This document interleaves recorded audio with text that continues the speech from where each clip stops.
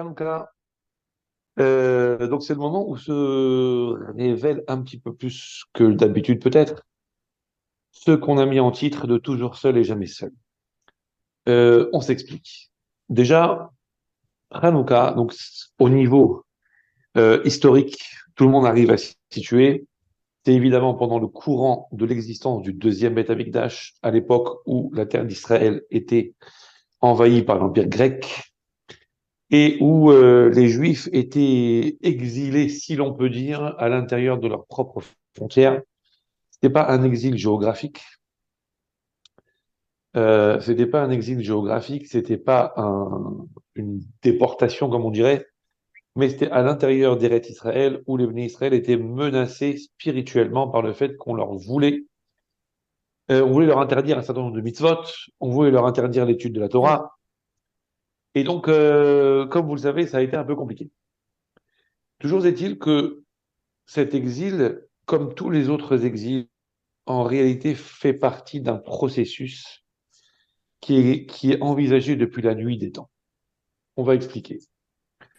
Quand Akadosh Baruch Hu a créé le monde, la création d'un la création d'un monde matériel a généré forcément le fait que Akadosh Baruch Hu se cache.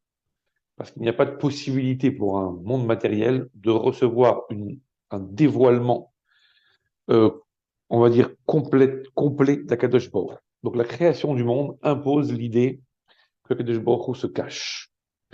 Et c'est pour ça que dès le deuxième pasouk, les Chachamim dans le Midrash nous expliquent que tous les exils qui vont se succéder dans le monde et qui vont prendre, on va dire, le monde en otage, si on peut dire, sont déjà écrits depuis la nuit des temps. On va expliquer. Quand Kadosh Baruch Hu a créé le monde, le texte de la paracha dit Bereshit bara Elokim et hashamayim ve'et haaretz. Au début, Akadosh Baruch Hu a créé le ciel et la terre. Et le deuxième pasuk, Ve'haaretz, haïta tohu vavohu ve'choshech al pnei tehom. Le monde était, on a l'habitude de traduire tohu bohu, tout en désordre, tout mélangé.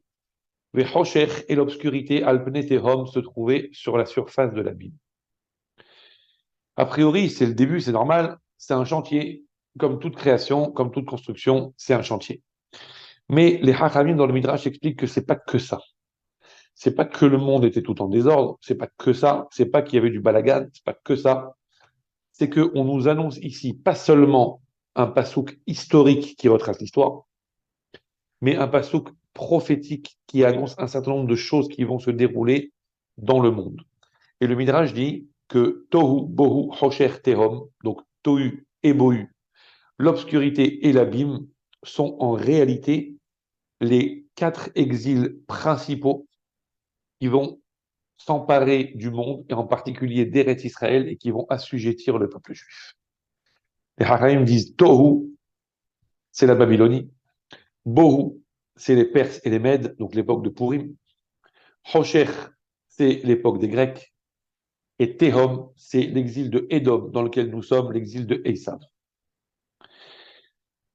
Et donc, ça va on va dire, continuer jusqu'à la fin des temps, et à la fin du passouk, Veruach Elokim merachef et al pnei hamayim, et l'esprit ou le souffle d'Hachem planait sur la surface des eaux, disent les Chachamim, Zerucho shel Mashiach, qu'à la fin des temps, finalement, Akadosh Baruch Hu reprendra sa couronne, et le souffle, l'esprit d'Akadosh Baruch Hu, l'esprit du Mashiach, viendra mettre de l'ordre dans tout ça.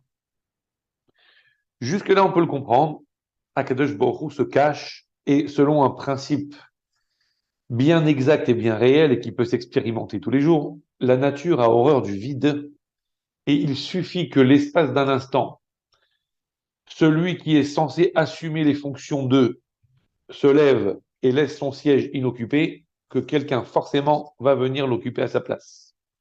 Akadosh Baruch Hu se cache, donc d'autres personnes, d'autres empires, qui se prennent pour le bon Dieu, tout simplement, vont s'improviser arbitre du système, vont s'improviser maître du monde, et donc vont, entre guillemets, prendre les rênes de ce monde en pensant pouvoir le diriger, se prenant pour les tout-puissants. Ça a été le cas de Nebuchadnezzar, Nabucodonosor, la Babylonie, ça a été le cas des Perses, ça a été le cas des Grecs, et enfin des Romains, et ça continue avec l'Empire occidental aujourd'hui, comme c'est annoncé dans les prophètes, et qu'on l'a vu dans diverses études par le passé, associé avec l'Empire d'Ishmaël.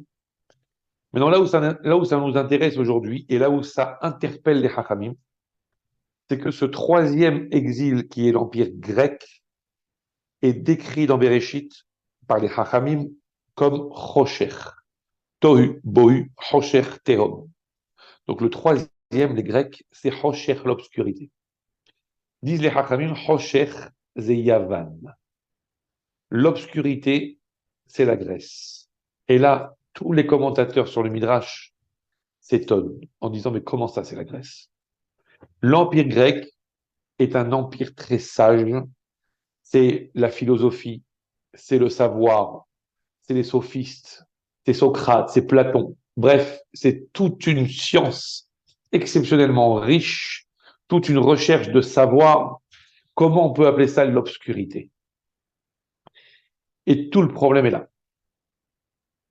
L'obscurité n'est pas le manque de connaissances. L'obscurité n'est pas l'absence de savoir. L'obscurité est le manque de connexion du savoir. Et là, on va expliquer justement ce qui, on va dire, génère une opposition, mais diamétrale, entre le Ham Israël et le reste du monde. Pourquoi l'Empire grec s'appelle Hosher? Pas parce qu'il renonce au savoir. La preuve, c'est que les Bnei Israël, lorsque les Grecs les ont menacés, n'avaient pas réellement l'interdiction d'étudier la Torah. La preuve, c'est que lorsque, on va dire, on échangeait avec eux sur des sujets de Torah, on pouvait argumenter, ça ne les dérangeait pas. Ce qu'ils ne voulaient pas, c'est que cette Torah soit considérée comme la Torah de Dieu et qu'elle soit un élément qui est censé nous rapprocher de Dieu. Ça les dérange. C'est pour ça que dans le Alanissim, Alanissim, qu'on dit dans la Tfila pendant Hanouka et qu'on dit dans le Birkat Hamazon aussi, c'est écrit que les Grecs ont voulu les hashkirham mitoratecha. Ils ont voulu nous faire oublier ta Torah. Pas la Torah, ta Torah. Ça veut dire que si le juif se déconnecte d'Akadosh Baruch Hu, si le juif étudie la Torah comme on étudierait n'importe quelle science, n'importe quel savoir, n'importe quelle philosophie, n'importe quel système, n'importe quelle idéologie, ça ne les dérange pas. C'est un savoir comme un autre, c'est une science comme une autre, c'est une pensée comme une autre. Elle est mise sur la balance avec les autres pensées, il n'y a aucun problème. Mais dès lors que cette Torah est rattachée à une notion de divinité, de ktusha, de sainteté, d'élévation morale, là, ça les dérange. Et là, c'est interdit.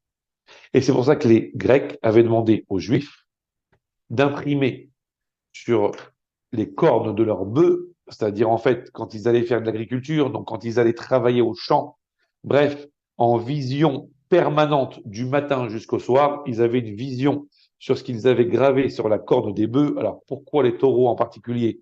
Il y a aussi des connotations évidemment spirituelles liées au veau d'or et autres, mais ce n'est pas le sujet. Ils devaient écrire En lanu helek beloke Israël. Nous n'avons pas de part dans le Dieu d'Israël. Pas on n'a pas de part dans la Torah, on n'a pas de part dans le Dieu d'Israël. Ça veut dire que tout ce qui ramène à la Kedusha, à la spiritualité, c'est ça qui était interdit. Et là, justement, c'est ce qui, on va dire, génère cette incohérence entre tout ce système et le peuple juif. Il y a un passouk que tout le monde connaît forcément, puisqu'on le récite au moins 2 fois par jour et une 3e fois avant d'aller dormir, c'est le Shema Israël. Shema Israël, Hashem Lokeinu Hashem Echad, on le dit tous les jours. Si on traduit, ça veut dire Shema Israël, écoute peuple juif. Hashem Elokeinu, Hashem est notre Dieu, on va dire. Hashem Echad, Hashem est un.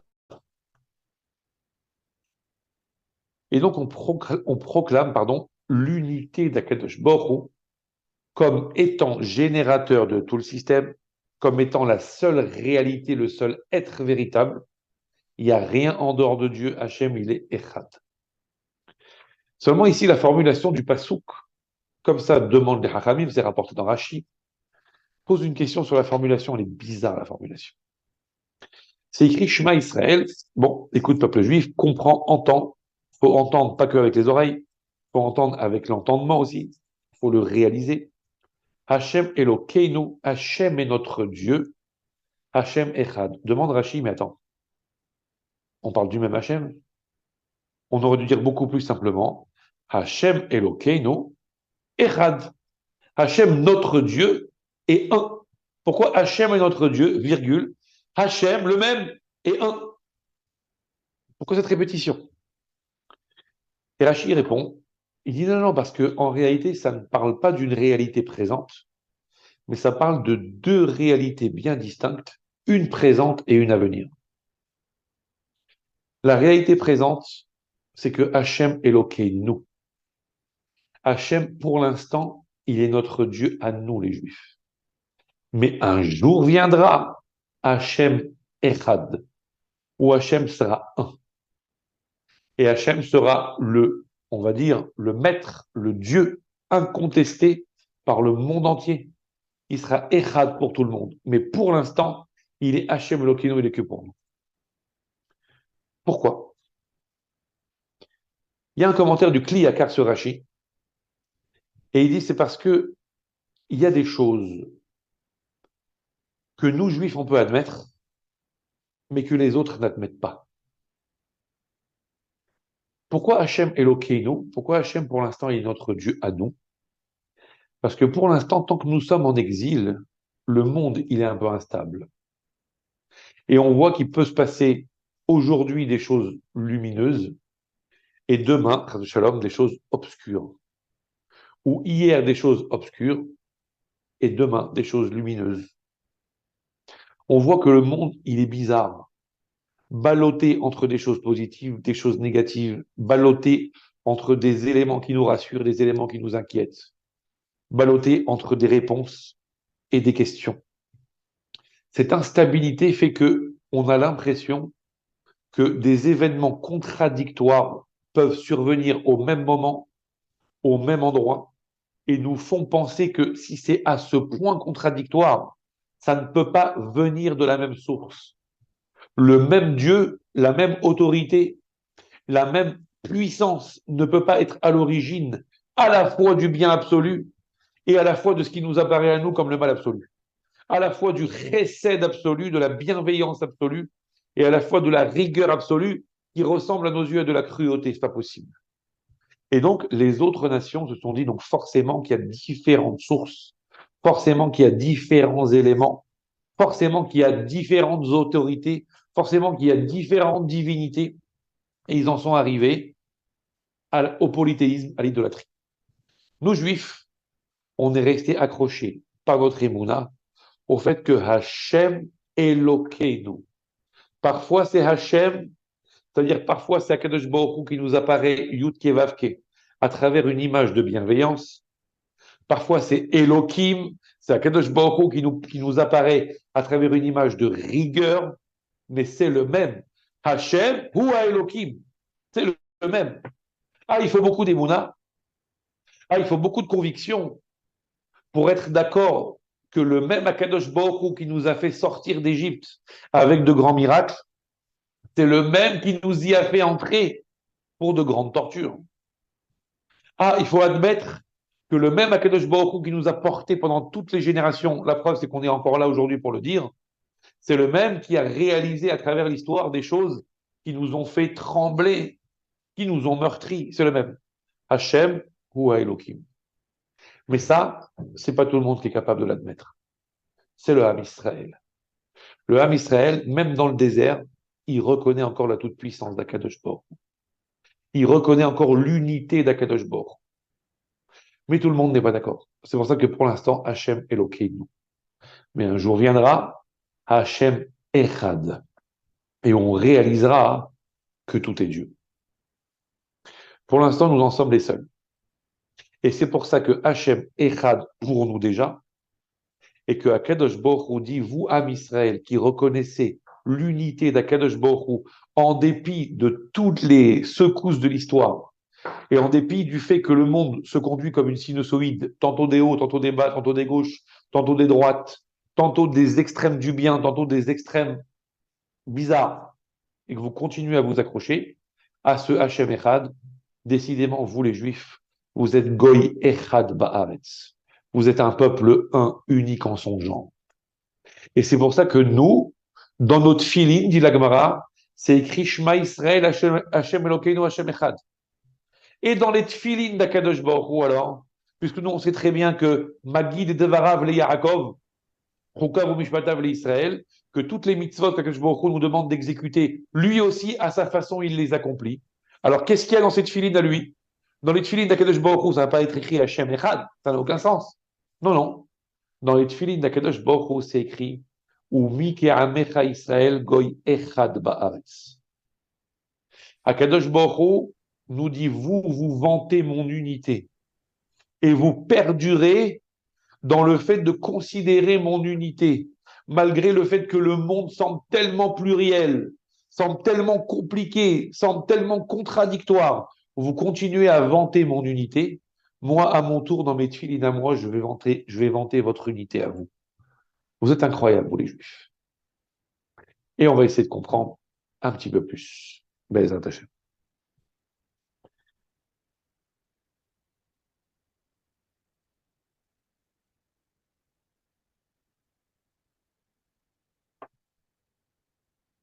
Dans la paracha de la semaine dernière, on a vu Yaakov Avinu qui, à un moment donné, a pris un risque énorme. Il a pris un risque énorme pour, dit-on, aller rechercher des objets qu'il avait perdus. Et le texte dit que donc il a avancé. La paracha de la semaine dernière, c'est la paracha de Vaishlach. C'est le moment où Yaakov Avinu, enfin, après 20 ans passés chez Lavan, 2 fois 7 ans pour se marier, puis 1 fois 6 ans pour gagner sa vie, et dans une situation chez Lavan un peu complexe, un peu compliquée à plein de niveaux. Il rentre enfin à la maison, il va retrouver papa-maman, il va retrouver Yitzhak, et il va retrouver Eretz Israël. Il rentre chez lui à la maison, sur la route, il va rencontrer Esav, vous connaissez l'histoire. Toujours est-il qu'il est accompagné par tout un tas de gens. Ses femmes, ses enfants, et toutes les richesses aussi. Et à un moment donné, le texte dit Vaïvater Yaakov Levado. Yaakov s'est retrouvé tout seul. Vaillé avec Ish Eimo Ad Alot Hashachar. Et il y a un homme, comme ça on le présente, vaillé avec, qui s'est battu avec lui. Ils se sont tellement battus que ça a fait un nuage de poussière. C'est pour ça qu'on dit vaillé avec, ça veut dire que ça a généré de la poussière. Donc il y a eu un vrai combat. Ad Alot Hashachar jusqu'au matin. Nous on sait, parce qu'on arrive après et qu'on a eu les Hachamim qui nous ont expliqué, que ce Ish, cet homme, en fait, c'est l'ange de Esav, qui n'est pas autre chose que le Satan, qui a combattu avec Esav, avec Yaakov, pardon, parce que Yaakov s'est retrouvé tout seul et un peu vraisemblablement vulnérable. Hachamim demande, mais comment il s'est retrouvé tout seul? Qu'est-ce qui s'est passé? En fait, il est revenu en arrière, il a laissé tout le monde. Il est revenu en arrière pour chercher les objets perdus, comme vous connaissez probablement l'histoire. Hachamim disent, il est allé chercher Pachim Ktanim. Pachim Ktanim. Des petites fioles, des petites cruches qu'il avait oubliées.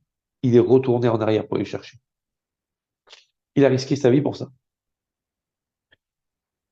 Et les Hachamim disent que Akadosh Baruch Hu a dit à Yaakov, puisque toi, tu as risqué ta vie pour ces Pachim Ktanim, pour ces petites fioles, alors moi, en retour, je débrouillerai, entre guillemets, je débrouillerai à tes descendants, en l'occurrence l'époque des Hashmonaïm, l'époque de Hanouka, aussi un parim ktanim, par une fiole d'huile pure avec laquelle ils pourront allumer la menorah du Beth Amikdash lorsqu'il y en aura besoin. Et là, on comprend rien. Quel rapport? Yaakov Avinu, il a fait ses bagages, il a oublié des petites fioles. Bon, ça arrive à tout le monde, dans l'empressement général, d'oublier des petites affaires. Quel rapport avec le fait que sous prétexte qu'il est parti les rechercher, il aurait eu un tel mérite que Kadosh Baruch Hu lui a dit dans X siècles, quand tes enfants auront besoin d'une fiole d'huile pure, ils la trouveront grâce au mérite de ce que tu as fait. On va essayer de comprendre. En fait, dans la paracha de la semaine dernière, enfin de la semaine d'avant, pardon, parce que là on était dans Vaïshlach déjà, on était déjà la semaine dernière. Dans la paracha de la semaine d'avant, lorsque Yaakov est parti chez Lavan pour se marier, le texte dit qu'il est arrivé à un endroit qu'on a déterminé comme étant Yerushalayim, dans lequel il a fait le fameux rêve de l'échelle. Et là, il a dit à Kadosh Baruch Hu, il a mis des pierres sous sa tête, comme vous connaissez l'histoire, et quand il a vu cette vision extraordinaire du rêve de l'échelle, que Kadosh Baruch Hu lui a parlé, que Kadosh Baruch Hu lui a assuré sa sécurité, qu'il lui a assuré un retour en bonne santé, etc., etc., il a demandé à Kadosh Baruch Hu, quand il s'est réveillé, il a dit waouh, c'est un endroit très kadosh ici, et il a fait un neder. Im yihye Elokim imadi. Si Akadosh Baruch Hu est avec moi, ushmarani baderech asher ani holech, et qu'il me protège sur le chemin que je suis en train d'emprunter aujourd'hui, venatan li lechem leechol uveged ilbosh, et qu'il me donne du pain à manger et un habit pour me vêtir. Ouais. Alors à ce moment-là, qu'est-ce que je ferai? Eh bien, ici, cette pierre-là qui est sous ma tête, je la considérerai comme la pierre angulaire du Beth Amikdash et je la oindrai d'huile pour l'inaugurer en quelque sorte et je serai le père fondateur du temple d'Akadosh Baruch Hu. Je ferai de cet endroit le lieu de la Gdusha par excellence. Il a fait un éder.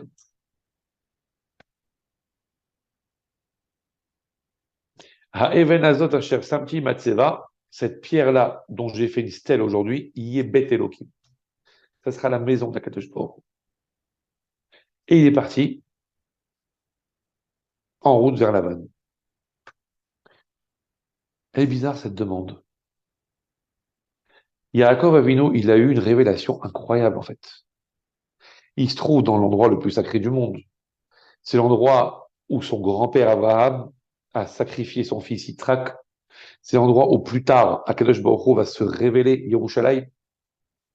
Il voit une révélation d'Akadosh Baruch Hu qu'il assure de 1001 brachot. Et tout ce qu'il demande, c'est lechem le'echol ou veged ilbosh. Un peu de pain à manger et de quoi s'habiller. Dis-moi, Yaakov, tu as vu où tu es là? Tu as vu dans quel endroit tu te trouves? Tout ce que tu demandes, c'est du pain à manger. Je ne crois pas que ta demande, elle est un peu bébête, un peu matérialiste, un peu limitative, un peu limitée par rapport à ce que tu viens de voir comme spectacle.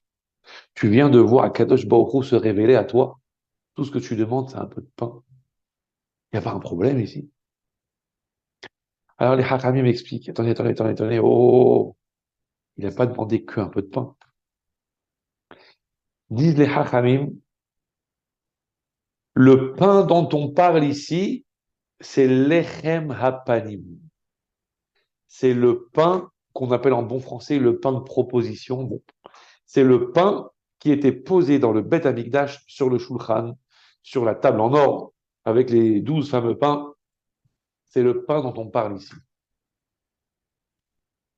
Et le beged, l'habit dont on parle, c'est l'habit du Kohen Gadol.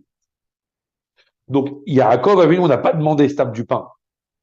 Il a demandé de pouvoir réaliser une œuvre extrêmement élevée spirituellement, d'être en réalité attaché avec Akadosh Baruch Hu et de réaliser la construction de tout l'empire spirituel d'Hachem dans le monde à travers le Beth Amikdash et tout ce qui va avec. Maintenant, ça ne s'arrête pas là.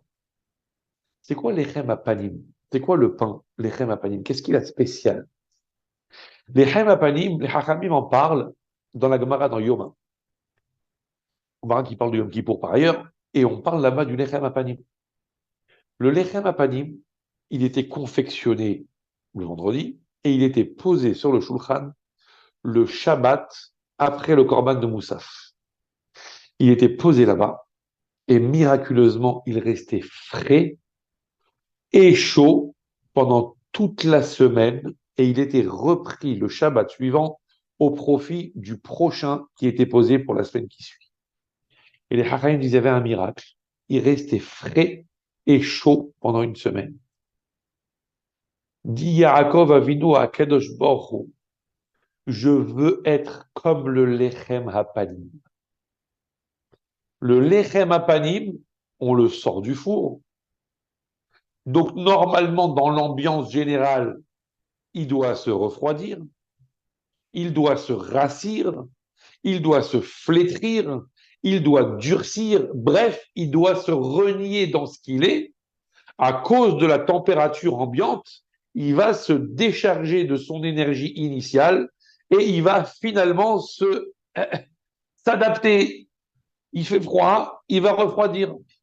Il y a une ambiance, il y a un peu trop d'air, un peu trop d'oxygène, il va durcir, etc., etc. Dit Yaakov Avinu, je vais aller chez Lavan maintenant. Je vais aller dans une ambiance hostile. Mais moi, dit Yaakov Avinu, Titen Emet le Yaakov. Moi, je suis le Emet et je ne peux pas me renier. Je ne peux pas aller chez Lavan et prendre le risque de devenir un petit Lavan. Moi, je dois rester le Yaakov intact, tel que je suis parti, tel quel je dois revenir. Comme le Lechem Apanim, tel qu'on l'a posé, tel quel on va le récupérer. Il a dit à Kadosh Baruch Hu, je t'en supplie à Kadosh Baruch Hu, tu m'aides. Je vais aller chez Lavan, mais je veux ressortir sans une égratignure spirituelle. Sans une, comme le Lechem Apanim. En fait, l'aspiration du Yaakov, c'était pas que du pain. C'était une aspiration hautement spirituelle. Et quand il est revenu de chez Lavan, il a dit à Esav, Im Lavan garti va ehar adata. J'ai habité avec Lavan et j'ai été retardé jusqu'à maintenant. Évidemment, vous connaissez ce que les Chachamim disent, c'est rapporté dans Rashi. Im Lavan garti, j'ai habité chez Lavan. Garti, j'ai habité, valeur numérique 613. Disent les Chachamim, j'ai habité avec Lavan, vetariag mitzvot shamarti. Mais j'ai observé les 613 mitzvot. À aucun moment il a réussi à influencer. Il a réussi à influer sur moi. Je suis resté intact. Et comme il est resté intact, il s'est rappelé du neder qu'il a fait à Kadosh Baruch Hu. Il a dit à Kadosh Baruch Hu, si tu me permets d'aller chez Lavan et que tu me ramènes intact et que tu m'aides à rester intact et que je reviens intact, alors je considérerai cette pierre sur laquelle je me suis allongé comme matseva. Je m'en suis servi comme stèle, ça sera Bet Elohim. Je la oindrai avec de l'huile et ça sera Even Ashtia, ça sera la première pierre du Bet Amikdash futur. Donc il a dit qu'il fallait qu'il fasse son éder. Il fallait qu'il réalise son éder. Donc, il va pour réaliser son éder. Il va pour oindre la pierre en question et là, il réalise que l'huile, il l'a oublié. Donc, il a fallu revenir en arrière. Pas pour les petites fioles, pour l'huile sacrée dont il avait besoin pour oindre la pierre en question. Et de cette huile, d'ailleurs, qui va se passer d'héritage en héritage et de génération en génération, on va voir que ces petites fioles, elles vont traverser l'histoire. On va voir que cette huile va traverser l'histoire et c'est avec cette huile qu'on va oindre le temple, qu'on va oindre les rois, qu'on va oindre les Kohanim Gdolim, etc., etc. Et Akadosh Baruch Hu dit à Yaakov Avinu, t'es resté intact, t'as fait un éder, tu t'es attaché avec Dieu. Alors moi, en retour, je vais répondre aux besoins des Hashmonaïm quand ils auront besoin du Shemen Tahor, ils auront besoin d'une fiole d'huile pure, je répondrai à leurs besoins. Et cette fiole, ils la trouveront grâce à toi. Ta détermination couronnera de succès leur détermination à eux. Toi, tu as été capable de tenir bon face à l'adversité de Lavan, et ben eux, je les aiderai à tenir bon face à l'adversité des Grecs. Et donc, Yaakov Avinu est parti chercher cette fiole. Et il était levado, seul. seul. Et le Midrash dit, c'est quoi ce Levado là? Levado, seul. Il y en a un autre, un seul, à propos duquel on dit qu'il est Levado. C'est Akadosh Baruch. C'est écrit qu'à la fin des temps, tous les orgueilleux baisseront la tête. Be'ezrat Hashem, bientôt. Tous les orgueilleux baisseront la tête. Tous ceux qui ont l'esprit hautain finiront par faire profil bas. Ve'nisav Hashem levad. Et Akadosh Baruch seul sera élevé, levado, seul. C'est-à-dire que tous ceux qui se sont pris pour je ne sais qui, tous ceux qui sont les chefs de je ne sais quoi, tous ceux qui se prennent en fait pour Akadosh Baruch et qui veulent gérer le monde à leur manière ou se mettre devant lui pour lui faire de l'ombre, ceux-là, ils finiront par baisser la tête. Venisgav Hashem levado. Donc disent les Hachamim, levado c'est dit à propos de Akadosh Baruch. Levado c'est dit à propos de Yaakov Avinu. Donc le peuple juif, il est à l'image d'Hachem. Echad, levado, il est seul. Mais en fait, il n'est pas seul, puisqu'il est à l'image de l'autre seul. Il n'y en a que deux qui sont seuls. Il y a le peuple juif et Akadosh Baruch. Et l'un et l'autre sont les deux solitaires qui se et qui marchent ensemble. Et on va expliquer. Lorsque Bilham Aracha a été convoqué par Balak, beaucoup plus tard, pour, pour on va dire, bénir à l'envers le peuple juif, Bilham, comme vous le savez, n'a pas réussi à prononcer la moindre klala, la moindre malédiction, il n'a pas réussi. Au contraire, il n'aura fait que des brachot. Et parmi les brachot, il a énoncé les qualités du peuple juif, comme quoi c'était un peuple exceptionnel. Bon, un instant de lucidité, il en fallait bien un peu. Hein. Comme quoi c'était un peuple exceptionnel, etc., etc.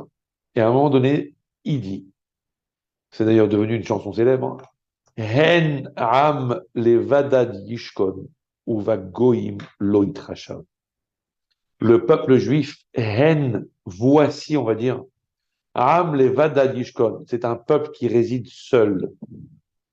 Uva goim lo yitrashav, et il n'est pas comptable, enfin pas comptable, il y a des comptables parmi les juifs, heureusement, il n'est pas comptable, c'est-à-dire il ne peut pas se compter parmi les goïms, parmi les autres peuples, et seul.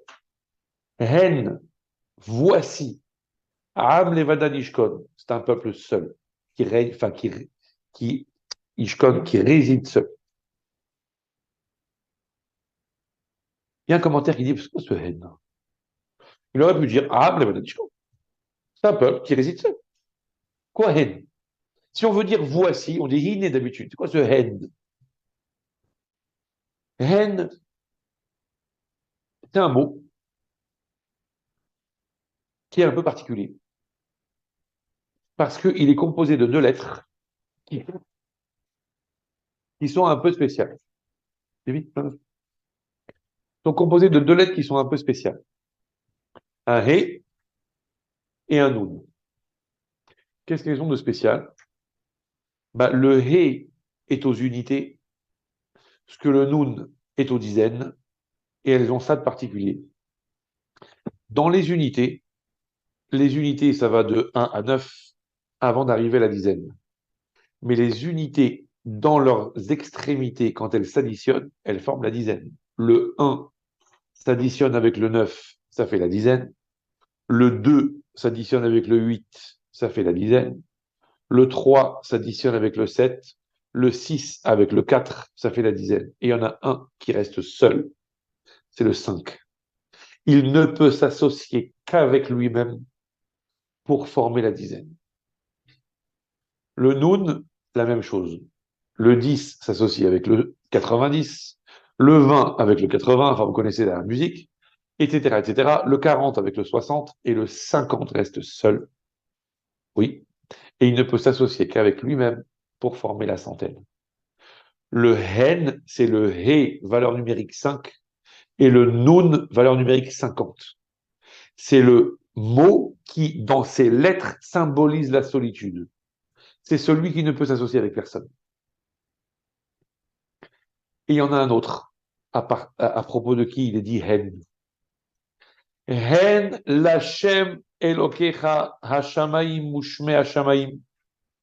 C'est à Hachem qu'appartient le ciel et le ciel du ciel, ça veut dire les cieux les plus.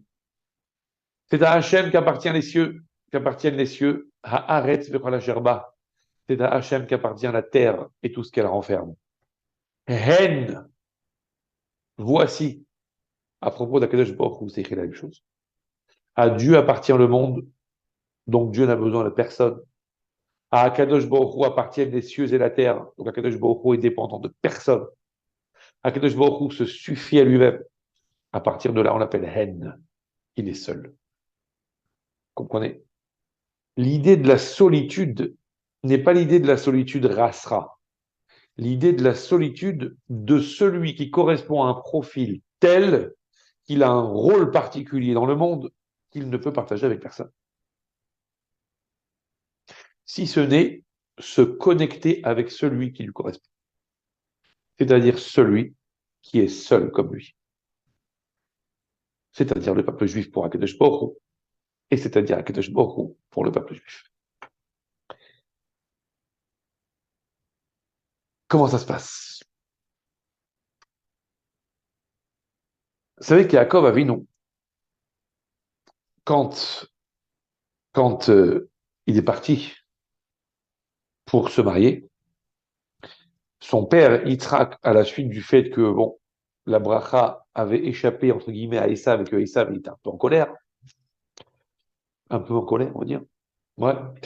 Donc, Yitzhak, poussé un peu par Rivka aussi, qui avait peur pour son fils, Yitzhak a dit à Yaakov, écoute, sauve-toi un peu, va prendre l'air, et tu vas aller chez Lavan, enfin, tu vas aller dans la famille là-bas, te marier, et ça ira mieux demain. Be'ezrat Hashem.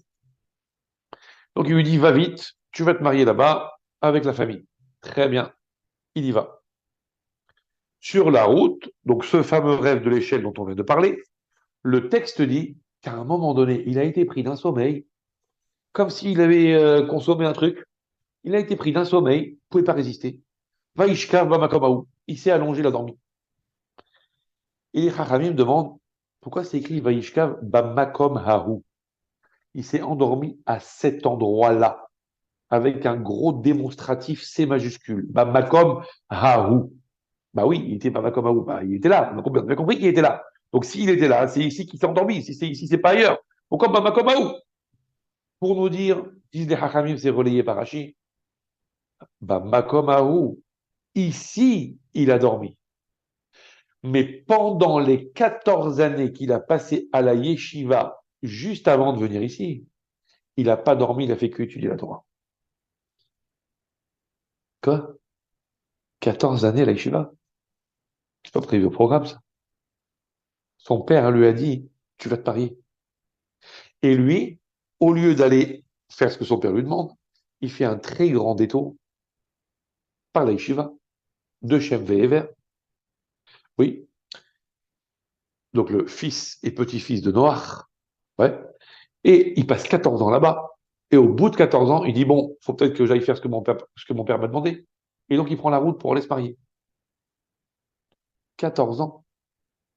Mais dis-moi, comme ça, on obéit à son père? Comme ça, on fait qu'il d'Aver? Ton père, il te dit, ton père, il te dit, va là-bas te marier. Tout ce que tu trouves à faire, c'est un détour de 14 ans. Comme demande un commentateur, il dit, mais attendez, alors si son père, lui, imaginez un père qui a besoin de son fils pour se nourrir. Il dit, mon fils, je t'en supplie, va à la boulangerie, tu m'achètes un peu une baguette pour le petit déjeuner. Et le fils, il disparaît pendant plusieurs jours. Au bout de plusieurs jours, il débarque. Son père lui dit, là, où tu étais avec ma baguette pour le petit déjeuner? Il dit, bah, je sais pas, je suis passé par le Beth Midrash. J'ai vu là-bas une yeshiva extraordinaire. Il y avait un sujet très intéressant qui était traité. Je suis resté une petite semaine. Et voilà, maintenant, au bout d'une semaine, je viens, je t'amène le petit déjeuner. C'est ça qui vous avait, c'est ça que ton père t'a demandé? Tu racontes là. Qu'est-ce qu'il n'y a pas ici? Ah, il faut comprendre ce qui s'est passé. Première question. Deuxième question. Dis-moi, Yaakov Avinu, qu'est-ce que tu avais besoin de passer par la yeshiva? Quand il a reçu la bracha, il avait 63 ans. Donc 63 ans pendant lesquels il est décrit depuis sa naissance jusqu'à 63 ans comme Yaakov Ishtam Yoshev Ohalim, comme l'homme intègre Yoshev Ohalim, le pilier de Yeshiva, qui ne fait que étudier. Dis-moi, pendant 63 ans, tu as étudié. Ça y est, quand tu vas te marier, reste tranquille, tu as besoin encore de passer par la Yeshiva 14 ans. Ça t'a pas suffi tout ce que tu as appris chez Abraham, ça t'a pas suffi tout ce que tu as appris chez Yitzhak. Qu'est-ce que tu as besoin maintenant d'aller encore chercher une autre Yeshiva? Tu verras ça plus tard, mais pour l'instant, va te marier. Et la main, qu'est-ce qui se passe ici? Effectivement, il a appris la Torah chez Abraham Avinu. Effectivement, il a appris la Torah de Yitzhak Avinu, c'est sûr et certain. Il n'a fait que étudier. Qu'est-ce qui lui manquait alors? Abraham Avinu, c'était un milieu extrêmement protégé. Il avait à la maison une Sarah qui était une femme exceptionnelle et qui était une protectrice de foyer de haute folie. Lorsque Ishmaël, déjà Hagar, un petit peu avant, elle a commencé à avoir des airs un peu bizarres, elle lui dit, c'est pas l'ambiance ici. Quand Ishmaël a commencé à faire un peu tout et n'importe quoi et qu'il commençait à vouloir influencer Yitzhak à faire des bêtises, Sarah a dit à Abraham, tu me le mets dehors celui-là. Il est hors de question qu'il traîne avec mon fils. Ici, c'est milieu protégé ici. C'est la Kdusha. On ne fait pas rentrer n'importe quoi. On ne fait pas rentrer n'importe qui. Et donc, on l'a chassé. Donc, Abraham Avinu, milieu protégé. La Torah d'Abraham, c'est la Torah du milieu protégé. Yitzhak, c'est celui qui n'a jamais quitté Eretz Israël. Il n'a jamais mis le nez en dehors d'Eretz Israël. Donc, milieu protégé. Yaakov a étudié pendant 63 ans la Torah du milieu protégé. Mais maintenant, il allait partir à Haran. Il allait partir dans le contraire du milieu protégé. Chez les cinglés, chez Bethuel, chez Lavan, chez les idolâtres, chez les tordus, chez les roublards, chez les voleurs. Il dit, oh là là, c'est pas la même chose là. Là, il va falloir s'aguerrir à partir dans un milieu hostile, contraire. Là, il va falloir une autre dimension là. Il va falloir étudier la Torah avec un regard un peu différent. Donc, il est parti à la yeshiva de Shem Ve'ever, fils et petit-fils de Noach. Shem, c'est celui qui a vécu l'époque du déluge, du Maboul, où il y avait à l'époque Hamas. Ça ne s'invente pas. Il y avait Hamas, c'est-à-dire il y avait de la violence, il y avait de l'idolâtrie, il y avait de la débauche, il y avait tout un tas de gens complètement à côté du système qui ont généré le fait que Dieu a envoyé le déluge. Donc c'était une génération d'une extrême hostilité. Shem, il a connu ça. Donc la Torah de Shem était une Torah de quelqu'un qui a vécu l'hostilité. Réver, le petit-fils de Noach, c'est celui qui a vécu Dorapalaga, la génération de la tour de Babel. Pareil, des tordus qui voulaient en quelque sorte rentrer en conflit avec Akadosh Baruch Hu et qui voulaient eux-mêmes prendre l'autorité de Dieu sur leur dos à eux. Donc des gens hostiles à Akadosh Baruch Hu. Il a dit, il faut que j'apprenne la Torah chez eux. Il faut que j'apprenne la Torah de gens qui ont vécu dans un milieu non protégé, voire même hostile, et qui vont m'expliquer comment on reste intact, même dans un milieu non protégé. Comment on reste intact chez Lavan. Comment on reste intact chez celui qui a toutes les couleurs sauf le blanc. Ouais, le caméléon de service, il s'appelle Lavan, comme ça. Mais comment je fais moi? Donc il est parti là-bas. 14 ans. Pourquoi 14 ans? Pourquoi? Ça aurait pu être 8 ans, ça aurait pu être 10 ans, ça aurait pu être 20 ans. Pourquoi 14? Parce que le juif, quand il est seul, et c'est le cas de Yaakov, seul au monde chez Lavan, seul au monde, quand il est seul, il ne peut pas être seul. Donc qu'est-ce qu'il fait? Un peu comme Yosef Hatzadik, quand il va descendre il va être vendu, il va descendre en Égypte, il va s'attacher avec l'image forte d'Akadosh Baruch Hu qui est là en permanence. Comme dit David Amelech, Shiviti Hashem lenegdi tamid. Shiviti, littéralement, ça veut dire chavé. En hébreu, chavé, ça veut dire équivalent. Équivalent, ça veut dire qui donne une valeur égale. Ça veut dire une valeur à laquelle je donne de la considération. Chavé Shiviti, ça veut dire je considère la valeur, je considère l'importance, je considère la présence. Shiviti Hashem lenegdi tamid. Je considère la présence d'Akadosh Baruch Hu face à moi, tamid, tout le temps. Tout le temps.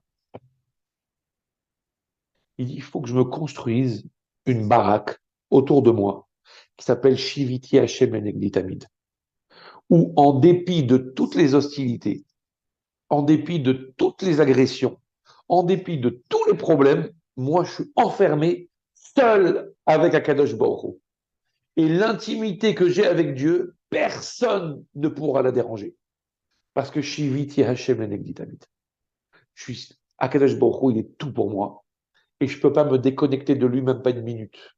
Tellement accroché à lui que tu peux me tirer ce que tu veux, tu peux m'arracher tant que tu veux, tu peux m'envoyer toutes les bourrasques, tu peux m'envoyer ce que tu veux. Tu peux m'envoyer l'Égypte, tu peux m'envoyer l'Inquisition, tu peux m'envoyer les Romains, tu peux m'envoyer les Grecs, tu peux m'envoyer les nazis. Je m'en fiche. Shiviti Hashem et Tamid, je suis accroché tellement fort qu'il n'y a rien qui pourra m'arracher de lui. Rien. Tamid, toujours. Yaakov Avinu, il a dit jusque-là, j'étais tam.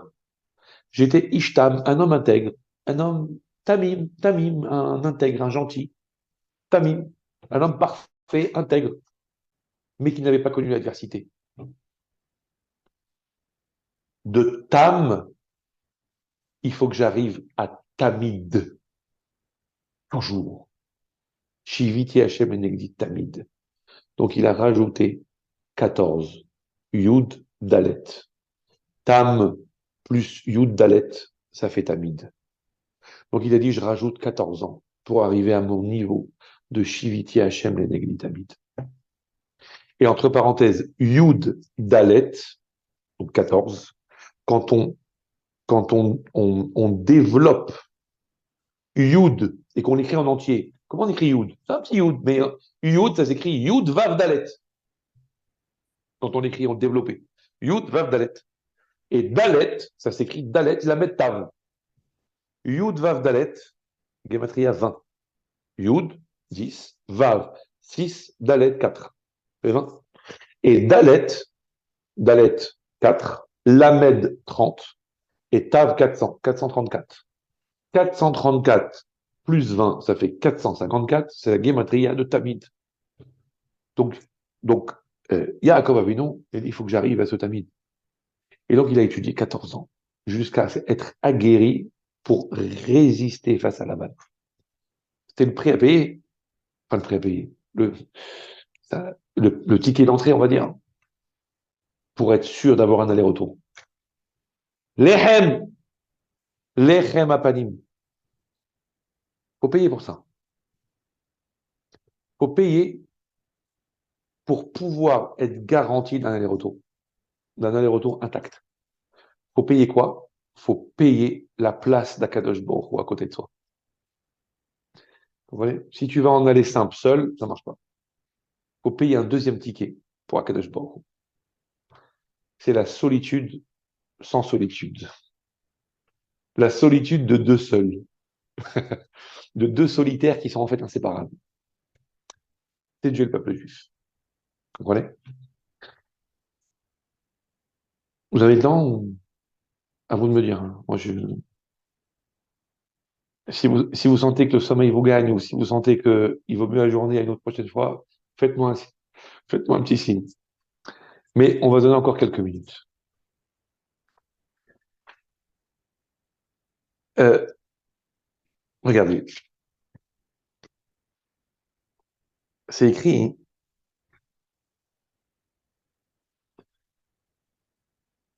c'est écrit,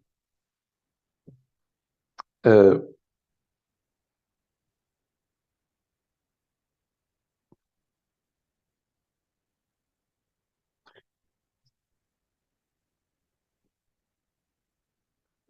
Comment vous présenter ça? Non, je vais vous raconter une histoire d'abord. Il y avait un monsieur bien connu, enfin monsieur, grand maître aujourd'hui, qui à l'origine n'était pas juif. C'était le neveu de l'empereur romain de son époque. Et il s'appelait, cet homme, Onkelos.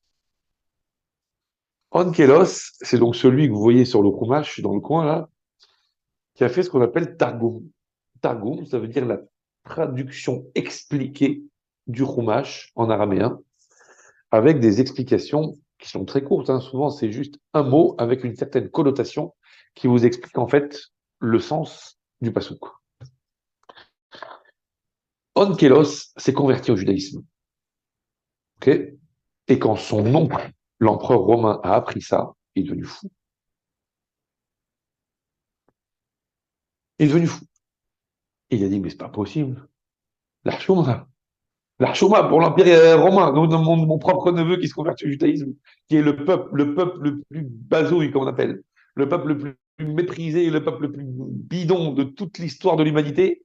Nous, l'Empire romain surpuissant, mon neveu, il va aller chez ces bézouïms là, ces méprisables, pas possible, inacceptable. Et il envoie une armée là-bas, il dit, vous me ramenez tout de suite Onkelos. Vous me le ramenez. Ils vont là-bas, ils parlent avec Onkelos un petit peu, quelques échanges comme ci, comme ça, et il les a tellement emballés avec la Torah, ils se sont convertis, ils sont restés avec lui. L'empereur, encore plus dingue, il envoie une deuxième équipe, la même chose. Même chose. Il envoie une troisième équipe, et il leur dit, écoutez, vous ne dites rien, vous l'embarquez, c'est tout. Très bien. Ils vont pour le chercher. Et, euh, et Ankelos, sur la route, il leur parle. Eux, ils ne parlent pas, mais lui, il parle. Et il leur dit, dites-moi, normalement, qui éclaire qui? Est-ce que c'est le roi qui éclaire les sujets du roi?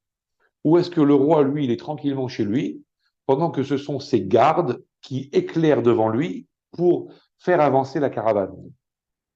Alors les autres se sont fait avoir, pris dans la discussion, je dis, bah attends, mais évidemment, c'est des gardes qui éclairent le roi pendant que le roi est à l'arrière. Il dit, bah sachez que Akadosh Baruch Hu, le roi des rois, c'est pas comme ça. Akadosh Baruch Hu, le roi des rois, c'est lui qui éclaire son peuple. Quand on était dans le désert pendant 40 ans, il y avait Akadosh Baruch Hu qui a allumé une colonne de nuée et une colonne de feu, et il s'est tenu devant le Ham Israël avec cette colonne de feu pour éclairer le peuple juif, pendant que ses administrés, donc nous, on était là à profiter de la lumière. C'est le roi qui éclaire et c'est les sujets qui profitent. Il n'est pas extraordinaire, le roi, le Dieu d'Israël. Et les autres, oh, subjugués, ils écoutent, et hop, finissent par se convertir. On envoie une Xème équipe qui sera la dernière au final. Et là, le roi, l'empereur romain, comme un fou, il a dit, vous me le ramenez mort ou vif, je veux rien savoir. Vous vous taisez, vous n'échangez pas, vous parlez pas. Ok, ils attrapent Onkelos et ils l'emmènent de force. Et finalement, il fait, oh, qu'est-ce qu'il y a?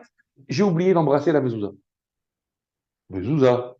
Et là, les autres, évidemment, tombent dans le piège, intrigués. Je dis, c'est quoi ce truc-là encore?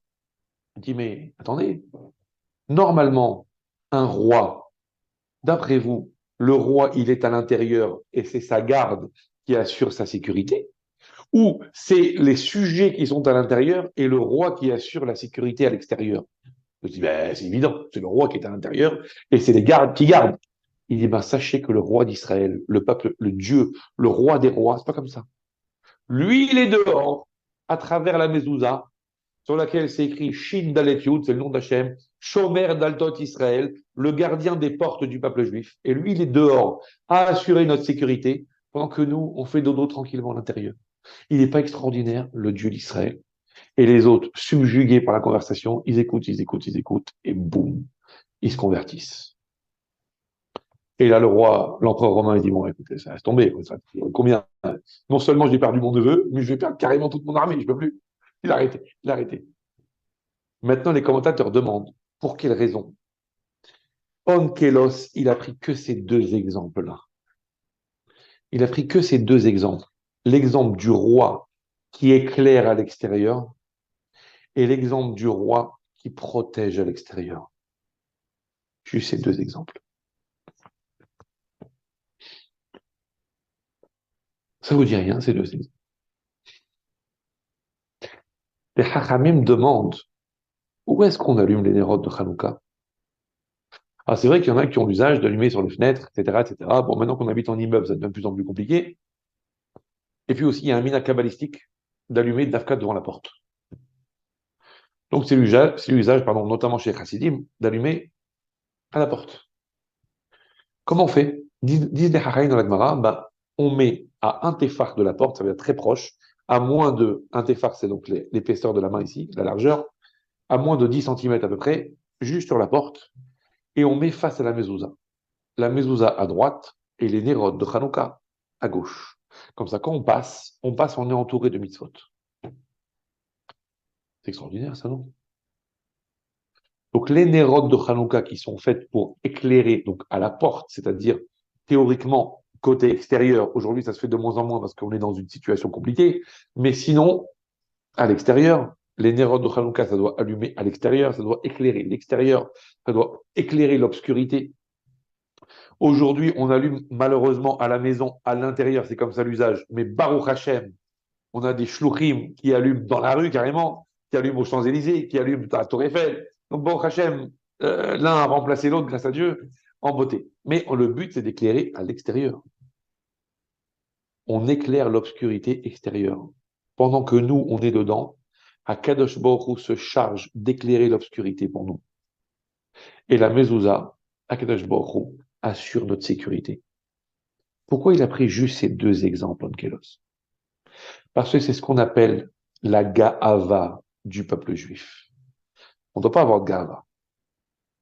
Mais on a une ga'ava quand même, ce qu'on appelle Ge'on Yaakov, la fierté d'être juif. La fierté d'être juif au service d'un Melech Malchei HaMelachim exceptionnel. Exceptionnel. Tous les soldats du roi, de l'empereur romain, ils ont dit, bah, évidemment, un roi, ça se conduit comme ça. Un roi, ça reste à l'intérieur. Un roi, ça se la coule douce pendant que ce sont les soldats qui avancent. Un roi, ça ne fait rien, ça laisse les autres travailler à leur place. Hein? Donc Akadosh Baruch Hu, il est exceptionnel alors. Exceptionnel. Nous, on est les serviteurs d'un roi exceptionnel. Ehad, Yachidum Yuchad, Ren, Levado, cette fierté d'être juif, d'être Yaakov, Geon Yaakov, la fierté de Yaakov, qu'on doit avoir tout le temps, tout le temps, tout le temps en tête et peut-être même en rayonnement sur le visage. C'est ces deux mitzvot-là auxquels Onkelos a pensé. Parce que, effectivement, il leur a dit, écoutez, non seulement vous n'allez pas m'arracher à mon judaïsme, mais au contraire, je vais crier haut et fort que je suis fier de m'être converti au judaïsme et plutôt mourir que de renoncer à cette fierté. C'est pour ça qu'il a pris ces deux exemples. Il dit parce que je suis au service d'un roi exceptionnel. Et même si je me suis mis tout l'empire romain sur le dos, même si je suis seul au monde, c'est pas grave parce que je suis le serviteur du Echad. Je suis l'Evado, mais je suis je suis au service du Levado. Donc je serai toujours seul, je serai jamais seul en fait. Je suis un juif. C'est pour ça qu'il a pris ces exemples. Vous comprenez? Maintenant, un dernier élément, et on ajourne Bezrat Hashem. Nous nous reverrons un jour ou l'autre, dans la joie et la santé. Euh, regardez,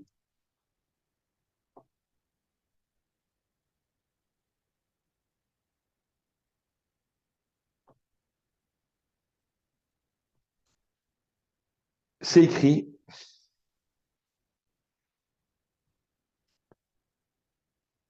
qu'il y a trois endroits en Eretz Israël sur lesquels les goïms ne peuvent pas aller.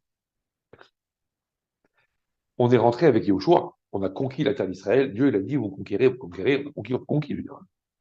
On fait la guerre, on a conquis. Une guerre de conquête. On a conquis la terre d'Israël. Elle est conquise par Yahushua et son armée. Ça a pris du temps. Tiens, moi, ça a pris 14 ans, tiens, à réfléchir s'il n'y a pas un lien avec ce qu'on vient de dire. La conquête d'Eretz Israël.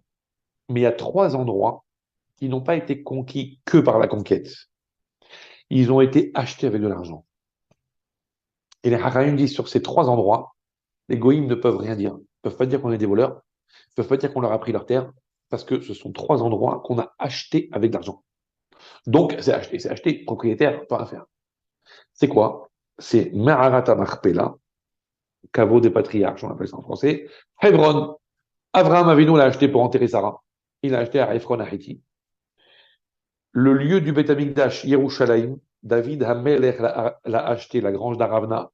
Il a acheté avec de l'argent pour pouvoir construire les fondations du Beth Amikdash, donc c'est acheté.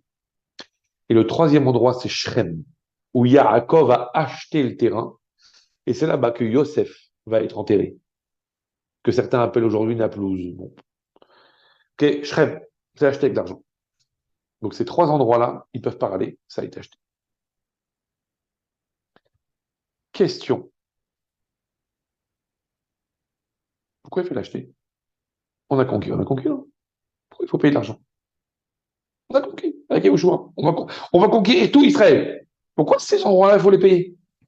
Qu'est-ce qu'il y a? Ces endroits-là, c'est des endroits exceptionnels. Hebron, c'est quoi Hebron? Pourquoi elle est enterrée là-bas, Sarah, et pourquoi tous les autres sont enterrés là-bas? Quand Abraham Avinu, il a reçu les anges, c'est écrit qu'il a couru, Ve'el Habakar, Ratz Abraham. Abraham, il a couru après le bétail pour aller offrir un méchoui aux invités, les 3 anges quand ils sont venus. Pourquoi Ratz? Pourquoi il a couru après le bétail? Il y avait du bétail de partout, pourquoi il a eu besoin de courir après? Hachamim me disent, bah oui, il y a eu une petite brebis qui s'est échappée, il a couru derrière, et c'est là qu'elle l'a emmené, cette brebis, dans un endroit qu'il ne connaissait pas, dans une grotte bizarre. Et il s'est retrouvé Maharat Marpella. Et là, il a vu Adam et Hava avec une lumière incroyable, et il a senti une odeur, l'odeur du Gan Eden.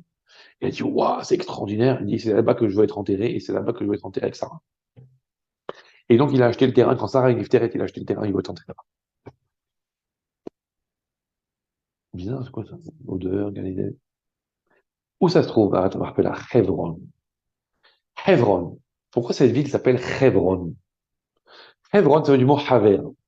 Hibour, qui veut dire un lien. Disent les Hachamim, Hebron, c'est la porte du Gan Eden. C'est Hebron, c'est un endroit. Hibour, il y a un collage. Quel collage? C'est le lieu de jonction entre Olam Hazé et Olam Haba. Pour tout vous dire, les Hachamim dans la Gemara, ils disent un truc incroyable. Ils vous donnent carrément un GPS. Ils vous disent là-bas, à Hebron, il y a un endroit où il y a 2 palmiers. Ouais. Et cet endroit-là, exactement, ici et là c'est la porte du Gan Eden, là, c'est la porte du Gaïnam. Incroyable. C'est vraiment le point de jonction. On vous donne carrément presque les coordonnées géographiques de l'entrée du Olam Haba. Un truc de fou. Donc, c'est un endroit, Hebron, c'est le lieu de jonction entre le monde d'en bas et le monde d'en haut. Terre, tu peux la conquérir. Gratuit. Et le kécher avec Dieu, ça, il faut payer pour ça. Il faut payer. Parce que ça ne dépend pas de la volonté d'Akadosh Baruch Hu, ça dépend de tes efforts personnels. Le lien avec Dieu, il faut payer. Yerushalayim, c'est le lien avec Dieu. Ah, Yerushalayim, c'est le lieu du Beth Amikdash. C'est le kécher avec Akadosh Baruch Hu, c'est là que Dieu va se révéler. Il n'y a pas de question. Évidemment que c'est le lien avec Akadosh Baruch Hu, il faut payer. Et Shrem, le lieu de la sépulture de Yosef Hatzadik. Ah bon, il n'y a rien d'extraordinaire là-bas. Pourquoi ce serait un endroit spécial? Yosef Hatzadik. Shrem, c'est l'endroit où ses frères l'ont kidnappé pour le vendre. Donc c'est de là-bas qu'il a été enlevé. Et c'est là-bas qu'il va être ramené, puisque c'est là-bas qu'il va être enterré. C'est qui Yosef?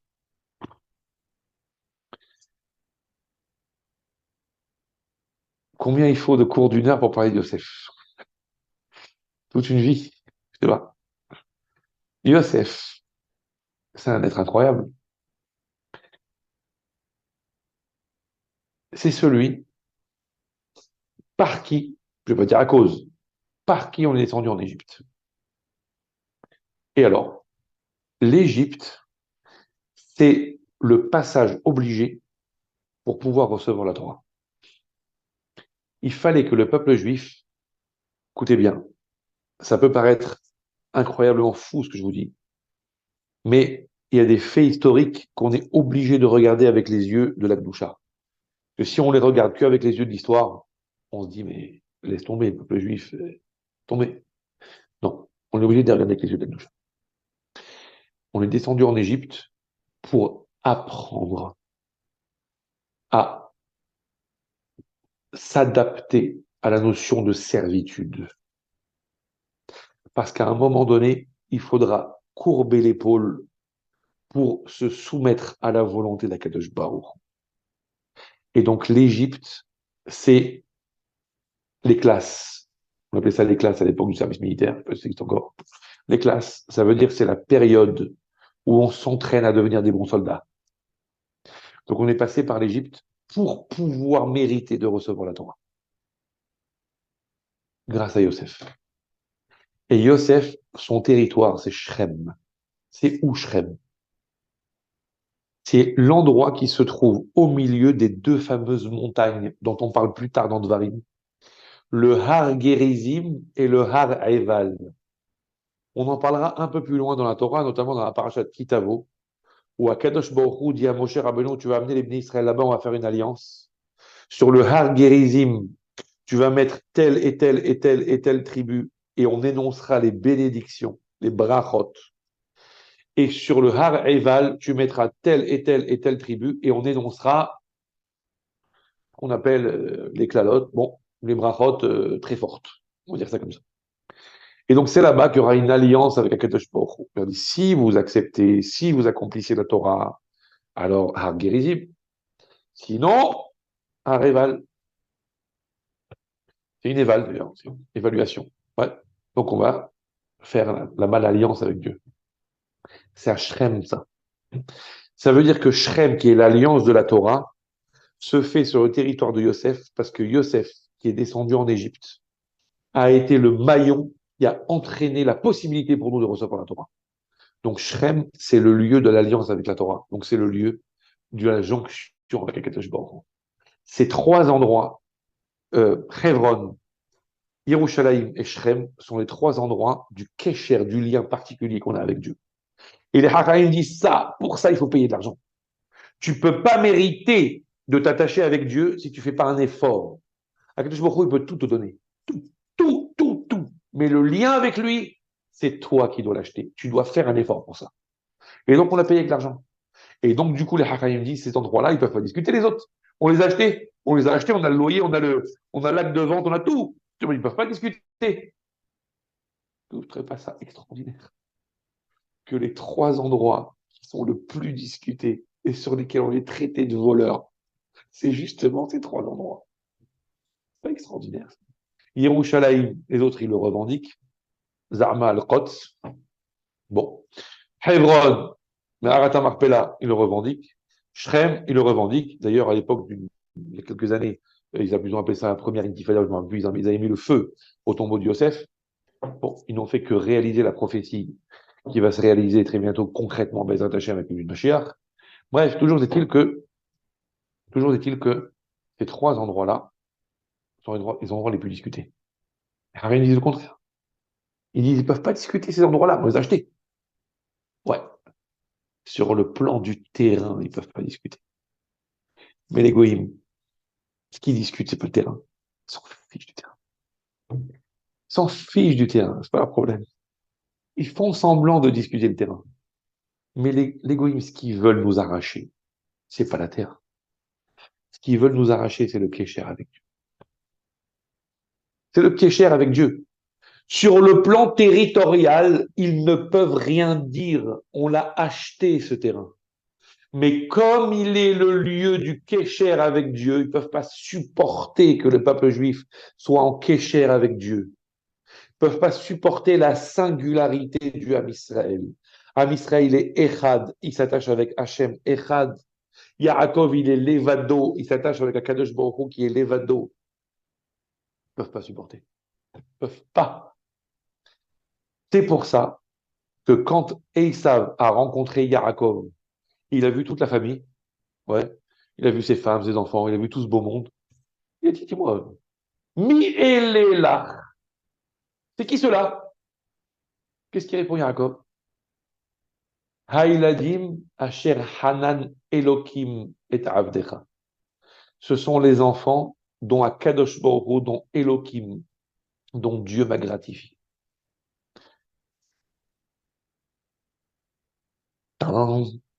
Là, tous les capteurs s'allument. C'est marrant, ça. Et ça, il lui dit, mi ele. Et lui, il répond, Elokim. Qui sont ceux-là? Mi ele. Et lui, il répond, bah, c'est ce que Elokim m'a donné. Mais mi ele, c'est les mêmes lettres que Elokim, mais à l'envers. Mi ele. Qui sont ceux-là? Lui, Esav, il insiste sur le ele. Ele, c'est la notion du pluriel. Ele, c'est le démonstratif pluriel. C-E-U-X. Ceux-là. C'est qui ceux-là?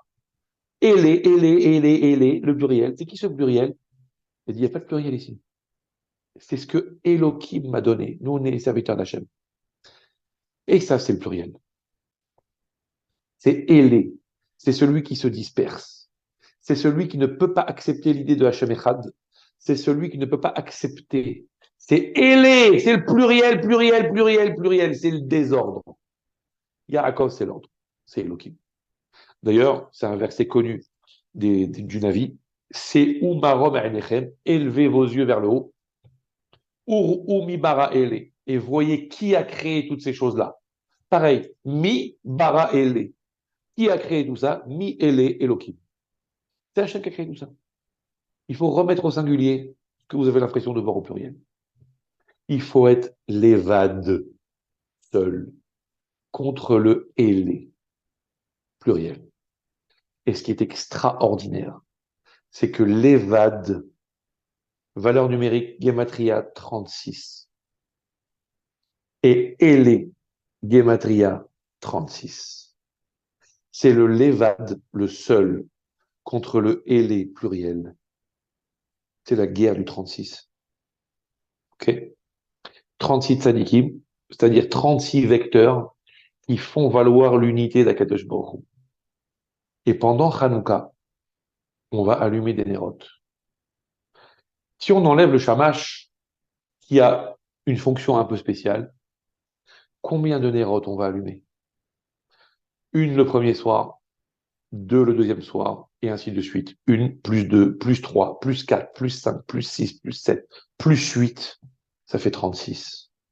36 nérotes qui vont proclamer le fait que malgré l'exil, malgré l'obscurité des Grecs, Rocher, ceux qui veulent nous couper d'Akadosh Baruch Hu et qui veulent considérer que le savoir, la philosophie, ça s'articule au pluriel. Mais il faut juste que je mette un chargeur. Ah ouais, c'est que si je mets un chargeur, j'aurai plus d'écouteurs. Bon, c'est le modernisme, ça c'est pas grave. Donc donc qu'on appelle donc c'est ailé, ça veut dire même malgré l'exil, il nous donne l'impression, comme les Grecs, non mais on accepte la Torah, non, on accepte le savoir, mais le savoir pluriel, attention, ça veut dire que faut pas nous expliquer qu'il y a le bon Dieu, faut s'éparpiller dans tous les sens. Ça on accepte, mais si ça vous fait converger vers Kadosh Baruch Hu, on n'accepte pas. Ok, ça c'est ailé. Et nous on va allumer 36 nérotes pour rappeler que tout est à Kadosh Baruch Hu. Tout est Dieu. Tout, tout, tout. Mi-Élé, il n'y a pas de mi-Élé. Il n'y a que Elohim. Élé, il n'y a pas Élé, il n'y a que l'Évade. L'Évado. Pachim Ktanim, il est resté tout seul pour lutter contre l'ange de Esav pour récupérer cette huile à partir de laquelle on va nous allumer en l'honneur de l'unité d'Akadosh Baruch Hu et proclamer que c'est Dieu qui fait l'histoire. Et le pire, c'est que ces nérotes, on les met vers l'extérieur à la porte parce qu'on se rappelle que finalement, même si c'est nous qui proclamons l'unité d'Akadosh Baruch Hu et qu'on est seul au monde par le fait qu'on a reçu une Torah qui nous a mis à part, on met à l'extérieur pour se rappeler que c'est ce Dieu unique et tellement exceptionnel qui nous protège et qui fait de nous un peuple à part. Comprenez? Et donc, on met les Nérod de Hanouka à gauche et on met la mezouza à droite. Comprenez? Ner de Hanouka à gauche. Hanouka, Sémol. Het, Shin. Mezouza, Yamin. Mezouza, même, Yamin, droite, Yud. Donc, Hanouka, Sémol, Het, Shin. Mezouza, Yamin, même Yud. Het, Shin, même Yud. Hop, fait un petit mélange. Ça fait même Shin, Yud, Het, Mashiach. Ça veut dire que celui qui assume sa fierté d'être juif, celui qui se réalise en tant que juif, en tant qu'être unique, seul contre toutes les adversités, mais qui reste attaché à celui qui, entre guillemets, comme lui est seul, parce qu'il est unique, et qui s'attache à cette fierté d'être au service du Dieu unique, et qui assume sa singularité, et qui ne se mélange pas aux autres, même quand ils veulent faire de lui une espèce de mayonnaise bizarre, et qui reste singulier, et qui s'éloigne de ce système-là pour rester tel qu'il est, lui, il est déjà dans la Géoula, et il fait plonger le monde dans Mashiach. Parce que c'est comme Mashiach, c'est ça. C'est le moment que Baruch Hu va se révéler comme tel. Tous les autres, ils vont baisser la tête. Venisgav Hashem levado. Comprenez? C'est ça qui veut nous arracher les autres. C'est ça qu'ils veulent nous arracher. Ils veulent ni nous arracher de la terre, ni nous arracher du physique, ni nous empêcher de tourner en rond. La seule chose qui veut nous empêcher, c'est de nous attacher avec Dieu. Et le seul moyen de le résister, c'est de s'attacher avec Dieu. C'est ça qui marche. Parce que l'évade contre le Hélé. C'est pour ça que Yaakov Avinu, il a dit, quand ils se sont rencontrés et qu'il voulait donner à Esav des cadeaux, et Esav lui dit, non, il n'y a pas besoin, pas besoin. Bon, Hachem, enfin, il n'a pas dit, bon, Hachem, Esav, tu parles. Il a dit, non, mais j'ai déjà beaucoup, j'ai pas besoin de plus, genre, Zarma. Ouais. Il dit, Yeshli Rav, j'ai beaucoup. Et Yaakov, il dit, non, mais t'inquiète, je prends, j'ai pas besoin non plus, Yeshli Kol. Moi, j'ai tout. Yeshli Rav, j'ai beaucoup. Yeshli Kol, j'ai tout. Alors, quand on enseigne aux petits-enfants, pardon, quand on leur enseigne aux petits-enfants, on explique, ben, c'est quoi Yeshli Rav? J'ai beaucoup, mais si tu me donnes encore, je veux bien. Yaakov, il dit, non, Yeshli Kol. Moi, j'ai tout. Tu peux pas me donner plus. C'est comme le verre quand il est plein. Si tu rajoutes encore, ça déborde. Et c'est pire encore que ce qu'il y avait. Ce qu'il y avait, c'est magnifique. Si tu mets plus que ce qu'il faut, ça va déborder et c'est moins bien. Donc, Yeshli Kol. Il ne faut pas rajouter plus. Ce que Dieu il fait pour moi, c'est Kol. Tout. Donc, il y a l'éternel insatisfait et ça. J'ai beaucoup, mais si tu rajoutes, je prends. Et il y a Yaakov qui dit, mais moi, je suis pas un éternel insatisfait, moi. Je sais que beaucoup, il me fait un costard sur mesure. S'il me rajoute 1 centimètre, c'est trop. Tout ce que j'ai, c'est exactement ce qu'il me faut. Ça, c'est la façon de comprendre, on va dire, élémentaire. Il y a une autre façon de comprendre. Rave, c'est pour ça qu'on dit que Esav, c'est les forces de Tohu. Force de Tohu, ça veut dire le monde dans lequel il y a tellement de puissance dans les choses que ça devient insupportable. Rave, c'est le désordre. Il y a beaucoup. Mais quand quelqu'un, il y a beaucoup, il est toujours à l'extrême. Il est toujours dans le trop. Il est trop ceci, il est trop cela, il est trop ceci, trop cela. À la fin, c'est insupportable. Kol, c'est itkalelut. Ça veut dire que c'est quelqu'un qui est dans une globalité. Une globalité, ça veut dire un cédère. Ça veut dire qu'il sait ranger les choses à leur vraie place. C'est ça, Yaakov Avinu. Kit kalelut. Les forces du bien, c'est des forces qui se conjuguent les unes avec les autres. C'est des forces qui se rangent les unes avec les autres et qui peuvent s'entendre les unes avec les autres. Rav, c'est une toute puissance qui fait que on peut pas s'entendre les uns avec les autres parce qu'il y a que des esprits forts. Quand il y a un esprit fort contre un autre esprit fort, ça dégénère. Forcément, ça se castagne à la fin. Il faut que les gens puissent s'organiser les uns avec les autres pour que l'un et l'autre s'adaptent l'un à l'autre. Ce qu'on appelle itkalelut. C'est ça, yeshli kol. Mais le seul moyen de pouvoir s'organiser et de pouvoir s'aménager les uns avec les autres, c'est de s'accorder sur le fait que ni l'un ni l'autre n'est une autorité à part entière et qu'on est tous les deux soumis à une autorité commune. C'est ça, itkalelut. C'est pour ça que les forces du bien, c'est kol, Et les forces du mal, c'est Rav. Parce que les forces du mal sont ceux qui se révoltent contre l'autorité. Et donc chacun se prend pour une autorité. Donc chacun se croit assez fort pour aller, bah, bah, et à la fin, ça explose. Par contre, quand on est soumis à une autorité, à ce moment-là, on est tous le puzzle de cette autorité et on reconnaît chacun à sa place, chacun à la pièce, chacun exactement là où il faut, chacun qu'un costard sur mesure et il n'y a plus de problème. Et notre seule fierté, encore une fois, c'est pas de l'orgueil. Notre seule fierté, c'est d'être humble au service d'Akadosh Baruch Hu.